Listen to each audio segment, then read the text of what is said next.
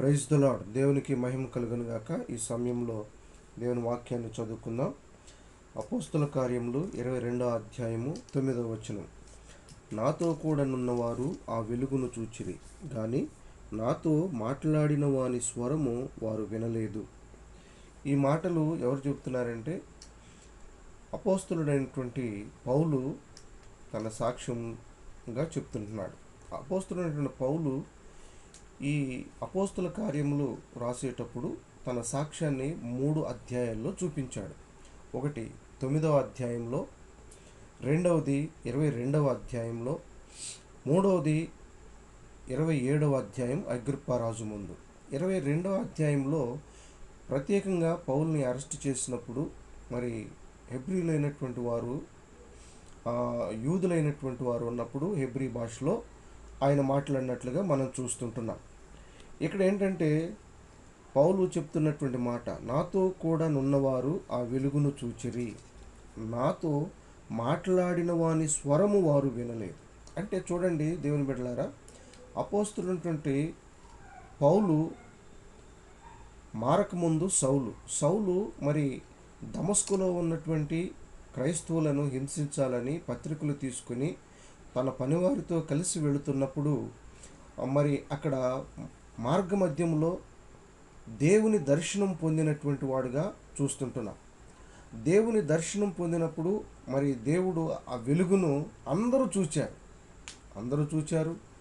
ఆ పౌలు యొక్క మరి కళ్ళు కూడా కనిపించకుండా పోయినాయి.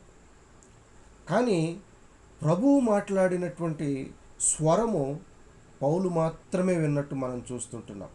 అందుకని ఇక్కడ స్పష్టంగా తెలియపరుస్తుంటున్నాడు, వెలుగును చూచారు, వారు ప్రభువుకి లోబడలేదు. పౌలు వెలుగును చూచాడు, రెండవది స్వరాన్ని విన్నాడు.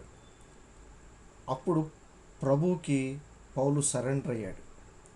ఇక్కడ చూస్తుంటున్నాం చూడండి, యేసుప్రభు వారు ప్రియమైనటువంటి వాళ్ళారా, అనేకులు యేసుప్రభు వారిని వెంబడించారు. 70 మంది వెంబడించినట్లు మనం చూస్తున్నాం శిష్యులు.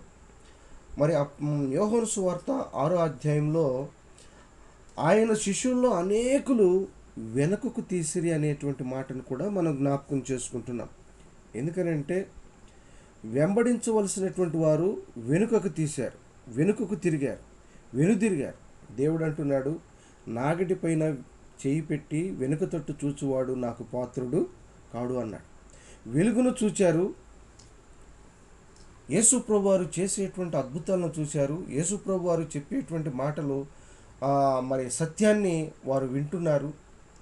మరి ఆయన వెళ్ళిన చోటెల్లా సమృద్ధిగా శరీరానికి భోజనం దొరుకుతుంది, ఆత్మకు ఆహారం దొరుకుతుంది.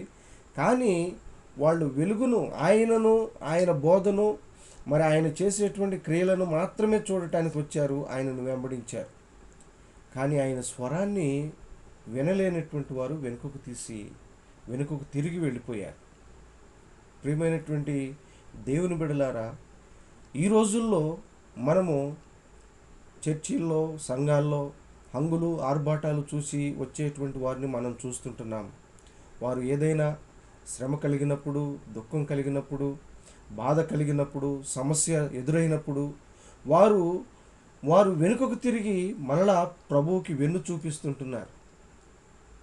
కానీ పౌలు అంటున్నాడు, స్వరాన్ని విని ఆయనకు సాక్షిగా నిలబడ్డాడు. అందుకనే నేను శ్రమలలో పాలు పంపులు పొందాను, సముద్రంలో ఈదాను, దెబ్బలు తిన్నాను, మరి కొరడాలు దెబ్బలు తిన్నాను అని పౌలు అనేకసార్లు అనేకమైనటువంటి అపాయాలను ఫేస్ చేసి ప్రభు యొక్క సువార్తను, ప్రభు పనిని తుదముట్టించినట్లుగా మనం చూస్తున్నాం. అందుకనే మంచి పోరాటం పోరాడి తిని అనేటువంటి మాటను కూడా, నా పరుగు కడముట్టించి తినని కూడా మాట్లాడగలిగాడు అని అంటే కారణం ఏంటంటే ఆయన స్వరాన్ని విని ఆయన సాక్షిగా నిలబడ్డాడు, ఆయనకు సరెండర్ అయ్యాడు.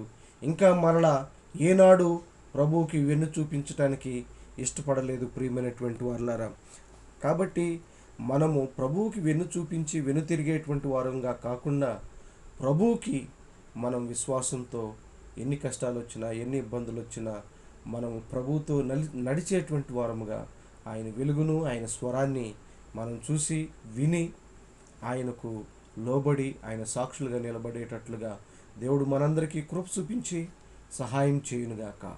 దేవుడు మనందరినీ దీవించునుగాక. అందరికీ వందనాలు. Praise lord.